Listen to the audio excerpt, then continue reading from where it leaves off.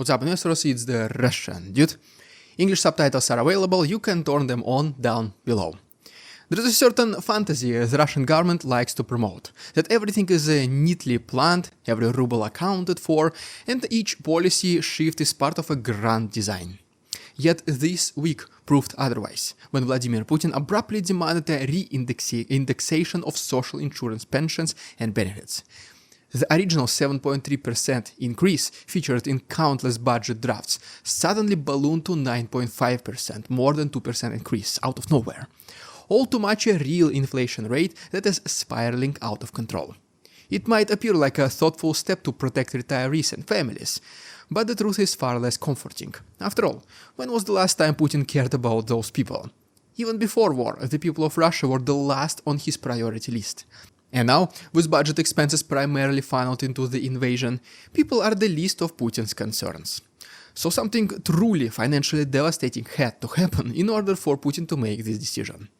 This retroactive budget fix symbolizes the deeper issues of a wartime economy, whose costs keep overtaking any attempted long-term planning. And guess what? Under normal circumstances, the increased assistance to people will be welcomed by everyone. But not in Putin's Russia. The economists, financiers, and other wizards of the ruble are all shaking their heads in disbelief. Because the economy struggles as it is, so the decision like this by a person far from any economic sciences is absolutely horrible. Yet, in his familiar manner, Putin ignored everyone and did what he wanted. So today, let's explore how these new measures expose the harsh realities of Russia's financial meltdown, why war expenses generate nothing but negative returns, and how the government's perpetual spending spree is driving the nation towards inevitable economic fatigue. Let's dive deep into what lies behind the re-indexation news and see how it reflects the broader crisis Russia faces both on the battlefield and at home.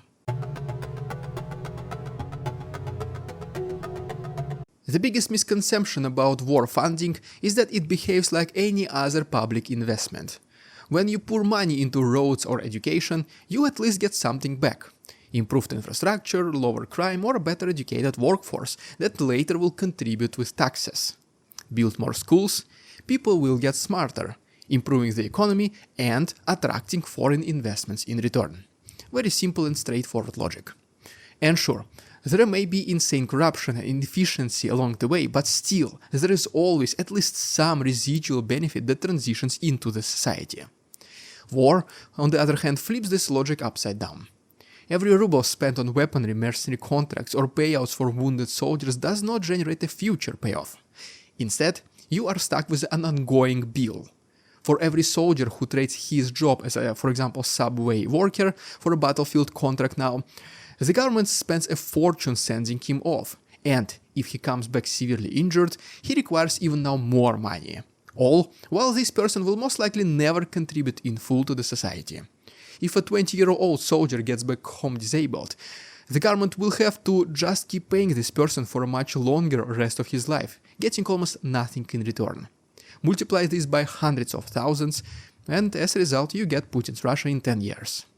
Same thing happens with the employment. People who used to be farmers, for example, also, and fed the country, are now drone operators and tank drivers, at risk of being eliminated any minute of their presence in Ukraine. Do they contribute towards Russian society? Try to answer this question, because, well, absolutely not. Nothing at all. But this person extracts millions of rubles along the way. Production of a country is severely affected as well. Billions that were previously spent building cars, buses, roads and tunnels, for example, are now invested into a T-90M tank, which can be lost on a battlefield or $1,200 Ukrainian drone. As a result of all this, the production and the development declines, the workforce shrinks, and the social costs escalate because that once useful employee can no longer simply work. It's a perfect negative value loop. Some can argue that investments in national security pay dividends in stability. But this war of choice in Ukraine has done the exact opposite, inviting sanctions, fueling global distrust, and hurting the long-term prospects of Russia's economic partnerships. Even one of the biggest industries of Russia, oil, is under constant, almost daily attacks by Ukrainians. The domestic blowback is felt in the day-to-day scramble to keep everything afloat. Once you start paying frontline troops 200,000 rubles a month, in addition to 3 to 4 million rubles sign-up bonuses, you can no longer justify paying firefighters 30,000. It's like $300. They will simply walk away. Then you just have to raise firefighter salaries, which in return fuels inflation. So now you have to increase other benefits, and so it goes. We get the never-ending inflationary loop that is so easy to initiate, but almost impossible to stop unless the economy goes through a hard reset, known as the recession. The moment war spending becomes the norm, you are chasing a black hole of expenses that leave you perpetually behind. The re-indexation drama shows how inflation is trashing the Russian economy. With the official rate now exposed as 9.5%, that old 7.3% figure seems laughably optimistic. And don't forget, Putin's Russia is obsessed with not being humiliated and tries its best to show the facade that everything is under control. So such a big hike to 9.5% most likely means that the inflation is far already in double digits. But you cannot just increase the pensions and call it a day. I mean, yeah, it makes nice headlines, but that's about it. The moment pensioners get a bigger check, they spend it on groceries, utilities and other essentials. Demands go up, shops in return raise the prices. And we are right back where we started. You see where this is going, right? Russia was already in the inflationary loop, and Putin just gave it a nitro boost. Hiking interest rates theoretically curbs the inflation, but that collides with how much the government is distributing to state-dependent industries. Drone makers, bus drivers, and local administrators, all of them need extra funds to offset rising costs. And these funds fuel yet more price increases, prompting yet another cycle of compensation hikes. You increase one side of the equation, and the invisible hand of the market swiftly tips the scale to restore the economic balance. People's net worth remains the same, while the prices continue to climb up. So no wonder Elvira Nabiulina, central bank workers, economists and financiers, all as one are grabbing their hands in disbelief. The absolute best analogy here would be as if Putin tries to stop the fire by pouring liquid on it. With the only problem is that this liquid is gasoline. It takes enormous effort by the Central Bank of Russia to keep fragile Russia's economy afloat. Somehow, for now, they still do it. So it is absurd to think that you kind of conquered the inflation through the usual central bank maneuvers, but then your government inflated the economy even further with their reckless wartime payouts, which had absolutely neither the research nor data behind them.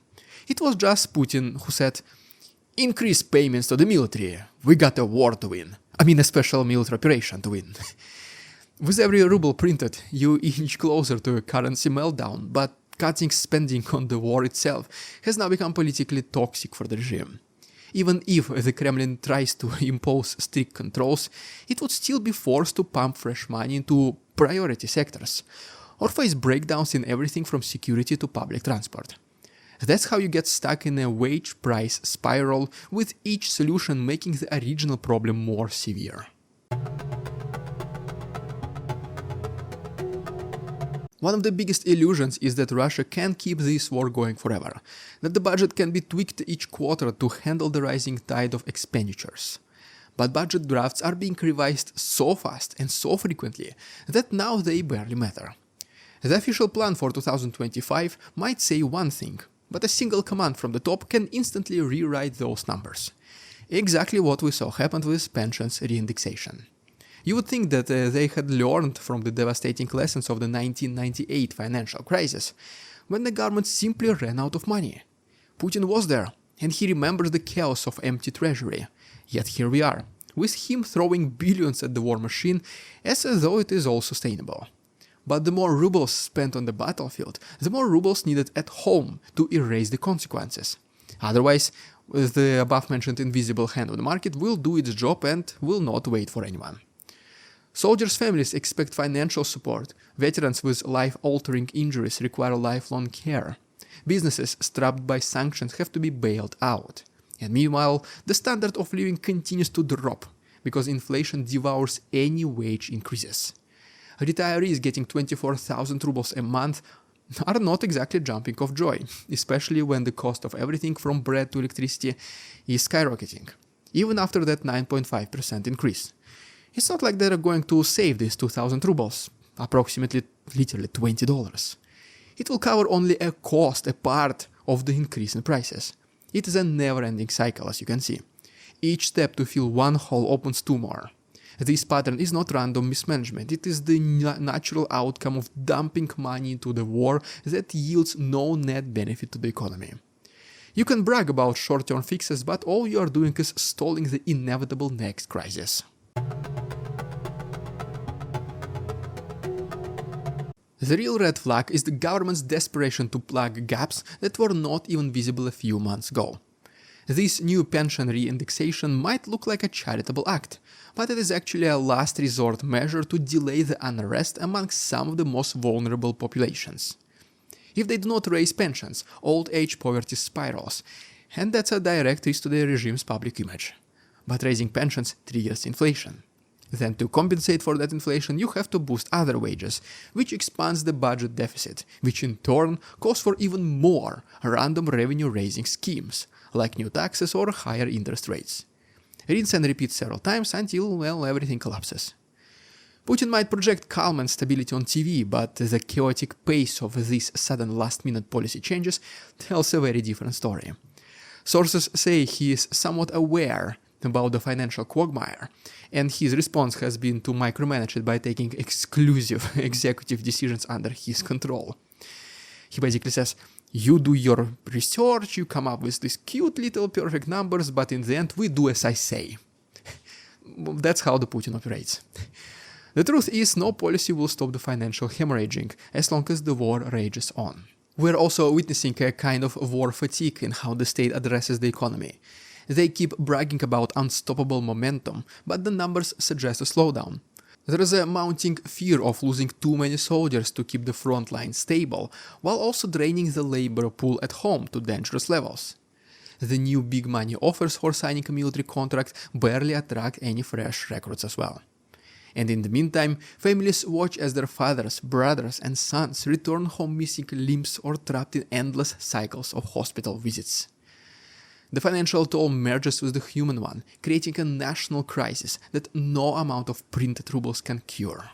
Well, there you have it, guys. If you enjoyed today's episode, please subscribe to my channel for more videos like this. If you wish to support my work, there are links down below, for example, my Patreon memberships or PayPal donations. Thanks so much for watching. See you tomorrow. We won't succumb to their tricks, the facade they try to sell. Their twisted words and feeble claims on us all they cannot quell. We see through their lies, their feeble attempts to sway. We do not believe